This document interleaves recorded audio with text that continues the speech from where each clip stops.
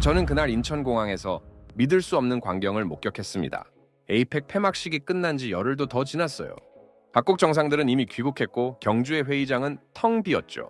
그런데 인천공항 입국장은 오히려 더 붐볐습니다. 하루에만 20만 명이 넘는 폭발적인 입국 러시였어요. 통관 직원에게 물었습니다. 에이펙 끝난 지도 이제 꽤나 지났는데도 왜 입국자가 이렇게 많은가요? 경주 행사 때문에 한국에 관심을 가진 사람들이 폭주하고 있습니다. 오히려 더 몰려오고 있어요. 어이가 없었습니다. 저는 일주일 동안 경주에 있었거든요. 솔직히 별로 인상적이지 않았어요. 고분과 첨성대, 오래된 절 몇 곳이 전부였죠. 그런데 지금 전 세계 사람들이 경주로 몰려들고 있었습니다. 제 손에는 뉴욕행 탑승권이 들려 있었어요. 출국하면 그만이었죠. 하지만 발이 움직이지 않았습니다. 답을 찾아야 했어요. 지금부터 제가 발견한 충격적인 한국의 진실을 들어보시죠. 시작에 앞서 좋아요와 구독 눌러주시면 한국의 더 많은 이야기를 소개하는 데 큰 힘이 됩니다. 안녕하세요. 저는 크리스입니다. CNN 국제부에서 17년째 일하고 있어요. 주로 전쟁과 재난 현장을 취재해왔죠. 냉소적이고 회의적인 편입니다. 그런 제 눈에 비친 한국은 처음엔 평범했어요. 경주행 KTX를 탔습니다. 뭔가 이상했거든요. CNN 본사에 긴급 메시지를 보냈어요. 귀국 연기, 경주에서 후속 취재 진행. 답장은 빨랐습니다. 승인, 내일까지 업데이트 전송. 2시간 뒤 경주역에 도착했습니다. 멈춰섰어요. 몇 시간 전 이곳은 고요했는데 지금은 완전히 달랐거든요. 역 광장이 사람들로 가득했습니다.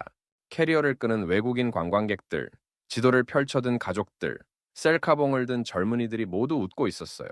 택시기사가 말했습니다. 하루 종일 외국 손님들을 태웠대요. 대부분 공항에서 바로 경주로 온 사람들이었죠. 폐막식 끝났다는 뉴스 보고 오히려 더 몰려온다는 겁니다. 이해할 수 없었습니다. 창밖 풍경은 제가 일주일 동안 봤던 경주와 똑같았거든요. 특별할 게 하나도 없었죠.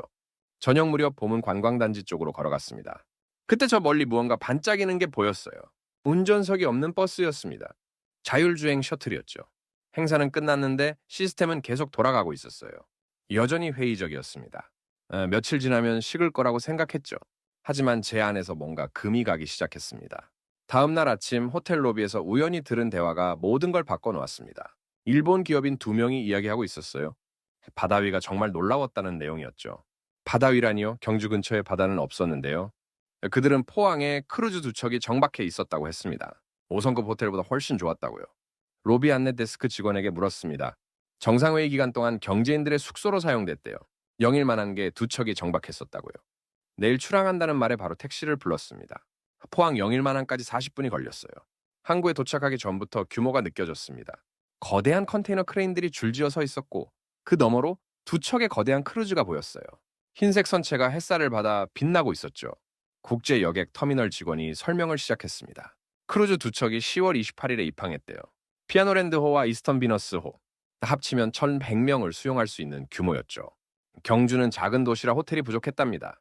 그래서 6개월 전부터 이 방안을 준비했대요. 대한상공회의소와 포항시 해양수산부가 함께 준비했다고 합니다. 국내에서는 처음 시도하는 방식이었죠.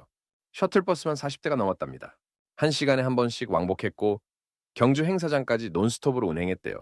승객들 반응은 아주 좋았답니다. 처음에는 걱정했지만 막상 이용해보니 호텔보다 좋았다고들 했죠.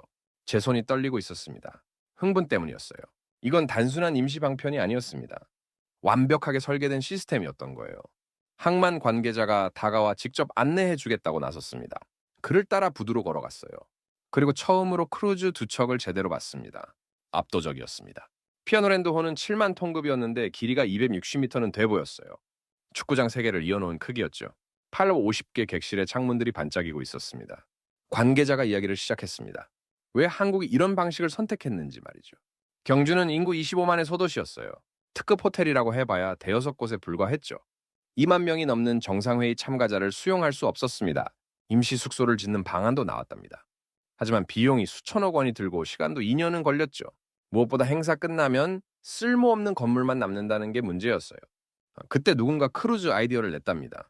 처음엔 모두가 불가능하다고 했대요. 하지만 대한상공회의소에서 직접 중국과 일본 선사를 접촉했고 놀랍게도 일정 조정이 가능하다는 답을 받았답니다. 5월에 계약이 체결됐습니다. 그때부터 6개월간 준비가 시작됐어요. 가장 큰 난관은 법적 문제였답니다. 크루즈는 국외 지역으로 분류되거든요. 승하선할 때마다 출입국 심사를 받아야 했죠. 해양수산부, 법무부, 관세청이 머리를 맞댔습니다. 특별 지침을 만들었어요. 저는 관계자의 이야기를 들으며 압도당하고 있었습니다. 6개월 만에 완벽한 시스템을 구축했고 단 한 건의 사고도 없이 운영했죠. 네, 관계자와 헤어진 뒤 포항시청으로 향했습니다. 더 정확한 내막을 알고 싶었거든요. 해양수산과 담당자가 두꺼운 파일을 꺼냈습니다. 표지에 정상회의 플로팅 호텔 운영 계획이라고 적혀 있었어요. 준비는 지난해 5월부터 시작됐답니다. 가장 먼저 한 일이 경주 지역 숙박시설 조사였대요. 결과는 참담했습니다. 특급 호텔이 6곳에 불과했고 객실 수를 다 합쳐도 800개가 안 됐답니다. 네, 막다른 골목이었습니다.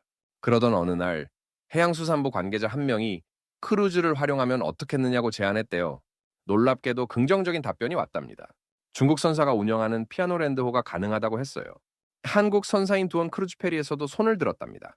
하지만 진짜 전쟁은 그때부터였답니다. 법적 문제가 산더미처럼 쌓여 있었거든요. 해양수산부, 법무부, 관세청, 질병관리청까지 합동 태스크포스가 꾸려졌답니다. 3개월간 수십 차례 회의를 했죠. 결국 특별 지침이 만들어졌습니다. 핵심은 간소화였죠. 최초 입국 때만 정식 절차를 밟고 이후엔 신원 확인만 하기로 했어요. 셔틀버스 준비도 만만치 않았답니다. 경북도청이 나섰습니다. 도내 모든 관광버스 회사에 협조 공문을 보냈죠. 놀랍게도 모두가 손을 들었답니다. 버스 기사들도 특별 교육을 받았답니다. 기본 영어 회화는 물론이고 응급상황 대처법까지 배웠대요. 매일 저녁 2주 동안 교육이 진행됐답니다. 국가 행사니까 당연히 도와야 한다며 자원했다더군요. 포항시도 할 일이 많았답니다. 영일만항 주변을 대대적으로 정비했대요. 국제여객 터미널 내부를 새로 단장했고 다국어 안내판을 곳곳에 설치했답니다. 외국어 가능한 안내 인력 30명을 배치했어요. 환영 행사도 준비했답니다. 29일 저녁 영일대 해수욕장 불꽃쇼는 포항시 역사상 최대 규모였대요. 15천 발이 넘는 불꽃을 쏘아 올렸답니다. 드론쇼도 함께 진행했는데 500대를 띄웠대요. 예산만 8억 원이 들었답니다. 담당자가 설문조사 결과를 보여줬습니다. 크루즈 이용객들을 대상으로 실시한 거였어요. 만족도가 87%였습니다.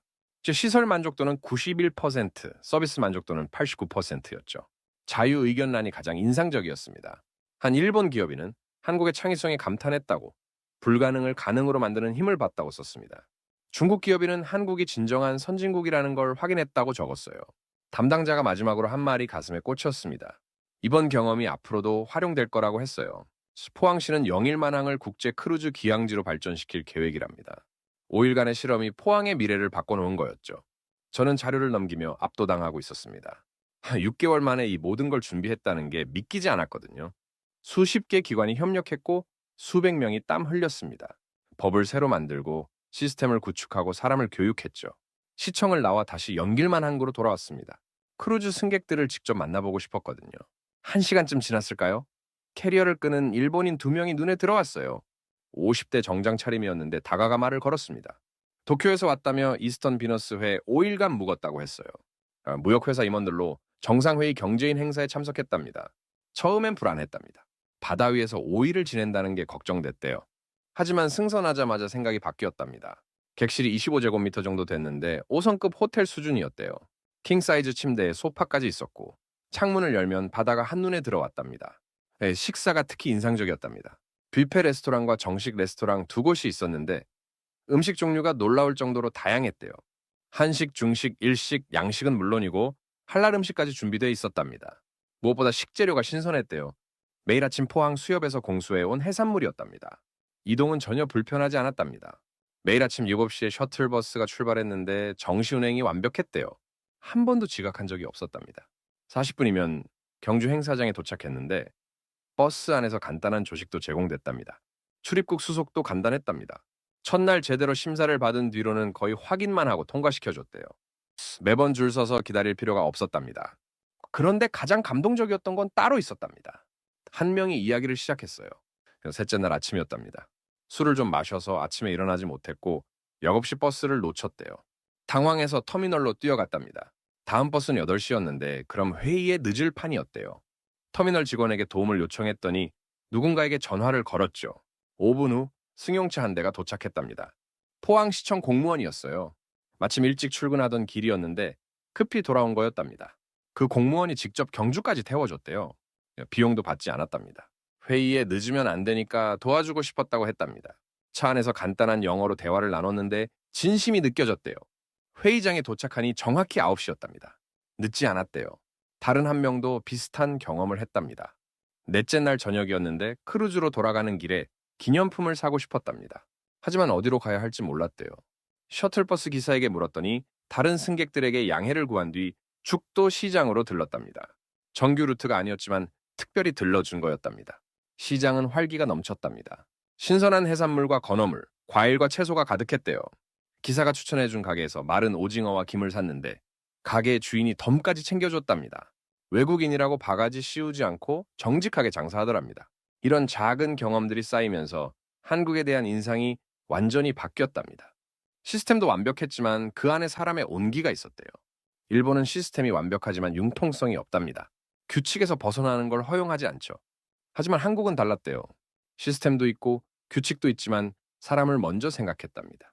그래서 이제는 한국이 진짜 선진국이라고 생각한답니다. 선진국은 건물이 높고 도로가 넓은 나라가 아니래요. 사람을 존중하고 배려하는 나라가 진짜 선진국이라고 했어요. 크루즈 경험을 다른 사람들에게 추천하겠느냐고 물었습니다. 당연하다고 했어요. 벌써 회사 동료들에게 자랑했답니다. 다음에 한국 출장 오면 포항도 꼭 들르라고 권했다더군요. 가슴이 뜨거웠습니다. 20년 넘게 기자 생활을 하면서 수많은 사람을 인터뷰했지만 이런 감동은 처음이었거든요. 이들은 크루즈 시설에 감동한 게 아니었어요. 한국 사람들의 마음에 감동한 거였습니다. 노트북을 열어 메모했습니다. 한국의 힘은 기술이 아니라고 적었어요. 시스템도 아니라고 썼습니다. 바로 사람이라고 결론 내렸죠. 완벽한 시스템을 만드는 것도 중요하지만 그것을 따뜻하게 운영하는 게 더 중요하다고 깨달았습니다. 다음 날은 11월 1일이었습니다. 크루즈가 출항하는 날이었죠. 새벽 일찍 일어나 영일만 항으로 향했습니다. 의미 있는 순간을 놓치고 싶지 않았거든요. 항구에 도착하니 이미 사람들이 모여 있었어요. 시청 직원들과 항만 관계자들, 그리고 몇몇 시민들이 보였습니다. 전고가 가까워지자 출항 준비가 시작됐습니다. 백고동 소리가 길게 울렸어요. 출항 신호였죠. 밧줄이 풀렸습니다. 거대한 선체가 천천히 움직이기 시작했어요. 피아노랜드호가 먼저 출항했습니다. 이스턴 비너스호도 뒤따랐죠. 크루즈 갑판에서 승객들이 손을 흔들고 있었어요. 일부는 태극기를 흔들기도 했죠. 부두에 모인 사람들도 손을 흔들었습니다. 시청 직원들, 항만 관계자들, 시민들이 모두 손을 들어 작별을 고했어요. 20분쯤 지나자 크루즈들이 점점 작아지더니 결국 수평선 너머로 사라졌습니다. 항구가 조용해졌습니다. 며칠 전까지 저 자리에 거대한 크루즈 두 척이 떠 있었는데 이제는 빈 바다만 남았어요. 옆에 서 있던 항만 관계자가 조용히 말했습니다. 그래서 끝났네요. 하지만 정말 끝난 걸까요? 크루즈는 떠났지만 남은 게 있었습니다. 경험이었어요. 포항이 해낸 일에 대한 기록이었죠. 5일간 1,100명을 품었고 단 한 건의 사고도 없이 완벽하게 운영했습니다. 한국은 불가능해 보이는 일을 해냈습니다. 6개월 만에 크루즈 두 척을 유치했고 법을 새로 만들었어요. 40대 버스를 준비했고 160명을 교육했습니다. 불꽃쇼를 열었고 축제를 준비했죠. 그리고 단 한 건의 사고도 없이 완벽하게 운영했습니다. 노트북을 열어 메모했습니다. 한국의 힘은 화려함이 아니라고 적었어요. 실질이라고 썼습니다. 문제가 생기면 해결책을 찾아내는 능력이고 사람을 배려하는 마음이라고 덧붙였습니다. 미국 US 뉴스가 한국을 세계 6위 강대국으로 평가한 이유를 이해했습니다. 군사력이나 경제력 수치만이 아니었어요. 전 세계 1,000명이 응답한 설문조사였죠. 사람들의 인식이 바뀌었던 겁니다. 한국을 신뢰하게 됐고 존경하게 됐습니다. 경주 정상회의가 그 변화의 결정적 계기였습니다.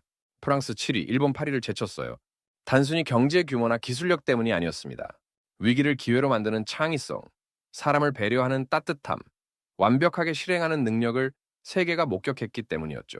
작은 도시에서 2만 명을 수용해야 하는 문제를 받아 위로 해결했어요. 이것이 진짜 강대국의 모습입니다. 서울에 도착해 인천공항으로 향했습니다. 일주일 전 이 공항에서 탑승권을 찢었어요.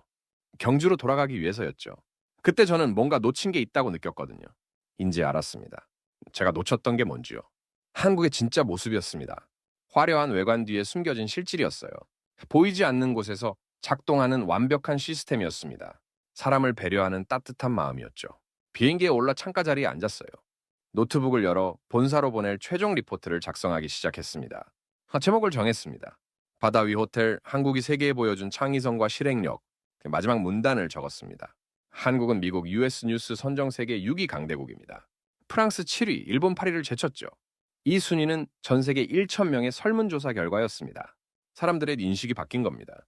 경주 정상회의가 그 변화의 결정적 계기였습니다. 작은 도시에서 2만 명을 수용해야 하는 문제를 받아 위로 해결했어요. 6개월 만에 완벽한 시스템을 구축했습니다. 1,100명을 5일간 품었고 불꽃쇼로 환대했죠. 이것이 진짜 강대국의 모습입니다. 군사력이나 경제력만이 아니에요. 문제를 해결하는 창의성, 사람을 배려하는 따뜻함, 완벽하게 실행하는 능력이 강대국을 만듭니다. 경주와 포항이 그것을 증명했습니다. 파일을 저장하고 전송했습니다. 잠시 후 편집장에게서 답장이 왔어요. 훌륭한 작업이라고. 메인 뉴스로 송출하겠다고 했습니다. CNN 국제부 톱뉴스로 나간다는 거였죠. 비행기가 활주로로 나갔습니다. 속도를 높이더니 하늘로 솟아올랐어요. 창밖으로 한국이 보였습니다. 작은 반도였어요. 세계 지도에서는 점처럼 작은 나라였습니다. 하지만 그 안에 큰 힘이 있었습니다. 천년의 지혜와 오늘의 기술이 어우러진 힘이었어요. 폐허에서 일어섰고 산업화를 이뤘고 민주화를 이뤘습니다. 그리고 이제는 문화 강국이 됐죠? 소리 없이 강한 나라. 조용히 준비하고 완벽하게 실행하는 나라였습니다. 프랑스와 일본을 제치고 세계 6위 강대국이 된 이유였죠. 일주일 전 제가 경주에서 봤던 것들이 떠올랐습니다. 곱은 첨성대, 오래된 절들, 처음엔 평범해 보였어요. 특별할 게 없다고 생각했죠. 하지만 틀렸습니다. 그 평범함 속에 비범함이 숨어 있었어요. 화려하게 드러내지 않지만 깊은 뿌리를 가진 문화였습니다. 천년을 이어온 지혜였죠. 그 지혜가 오늘날의 한국을 만들었습니다. 크루즈 프로젝트가 그걸 보여줬어요. 누구도 생각하지 못한 해결책이었습니다. 바다 위에 호텔을 띄운다는 발상. 처음엔 불가능해 보였죠. 하지만 한국은 해냈습니다. 6개월이라는 짧은 시간에 말이죠. 수십 개 기관이 협력했고 수백 명이 땀 흘렸습니다. 법을 새로 만들고 시스템을 구축하고 사람을 교육했어요. 그리고 완벽하게 실행했습니다. 이게 한국의 DNA입니다. 빨리 배우고 빨리 실행하고 빨리 완성하는 능력이죠. 한강의 기적이라고 불렸던 경제 성장도 그랬습니다. K-팝의 세계 정복도 마찬가지였고요. 구름 위로 올라갔습니다. 한국이 시야에서 사라졌어요. 하지만 제 마음속에는 남아 있었습니다. 경주의 고요함, 포항의 활기, 크루즈의 감동, 사람들의 미소가 모두 각인됐죠. 터미널 직원의 친절함, 택시기사의 배려, 공무원의 헌신, 시민들의 따뜻함까지 모두 기억에 남았습니다. 이게 한국의 진짜 힘이었어요. 첨단 기술도 중요하고 경제력도 중요합니다. 하지만 그보다 더 중요한 건 사람이었어요. 서로를 배려하고 존중하는 마음이었죠. 저는 17년간 전쟁과 재난을 취재했습니다. 인간의 어두운 면을 많이 봤어요. 증오와 폭력, 이기심과 탐욕을 목격했죠. 그래서 냉소적이 됐고 회의적이 됐습니다. 하지만 한국에서 다른 걸 봤어요. 희망을 봤습니다. 사람이 사람을 돕는 모습, 함께 문제를 해결하는 모습, 서로를 위해 헌신하는 모습을 봤죠.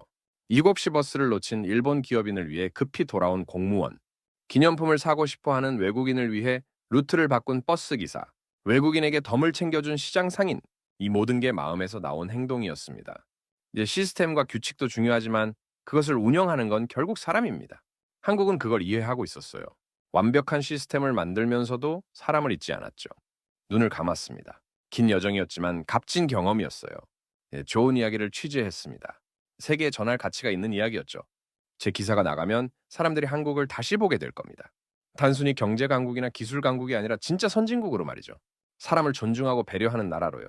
미국 US 뉴스 순위가 그걸 증명했습니다. 세계 6위 강대국. 프랑스와 일본을 제쳤어요. 이건 숫자 이상의 의미가 있습니다. 세계가 한국을 인정했다는 거예요. 경주 정상회의가 전환점이었습니다.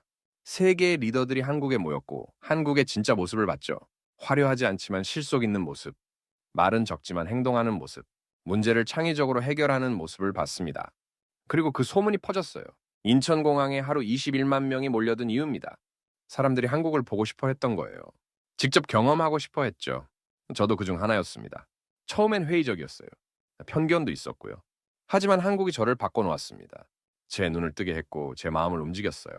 한국의 진짜 모습을 보여주는 이야기였습니다. 바다 위에 띄운 크루즈는 단순한 숙박시설이 아니었어요. 한국의 창의성을 보여주는 상징이었죠. 불가능을 가능으로 만드는 힘의 증거였습니다. 비행기가 태평양을 건너고 있었습니다. 뉴욕까지는 아직 멀었어요. 하지만 저는 이미 다음 기사를 구상하고 있었습니다. 한국에 대해 더 많은 이야기를 쓰고 싶었거든요. K-팝의 성공 비결, 반도체 산업의 혁신, 영화와 드라마의 세계 정복, 한국에는 할 이야기가 너무 많았습니다. 그리고 그 모든 이야기의 중심에는 사람이 있었어요. 창밖에 구름이 붉게 물들고 있었습니다. 석양이었어요. 하루가 저물고 있었죠. 하지만 새로운 시작이기도 했습니다. 한국의 시대가 오고 있었어요. 조용하지만 강하게, 천천히지만 확실하게 다가오고 있었죠. 세계 6위 강대국은 시작일 뿐입니다. 한국은 더 높이 올라갈 겁니다. 제 기사가 그 여정의 작은 기록이 되기를 바랍니다. 한국이 세계에 보여준 것들, 사람들이 느낀 감동들, 그 모든 걸 담고 싶었어요. 지금까지 제 이야기를 들어주셔서 감사합니다. CNN 기자가 발견한 진짜 한국의 모습이었습니다. 경주와 포항에서 일어난 기적 같은 일들, 바다 위에 띄운 크루즈가 보여준 한국의 힘을 전해드렸어요. 사연이 마음에 드셨다면 좋아요와 구독 부탁드립니다.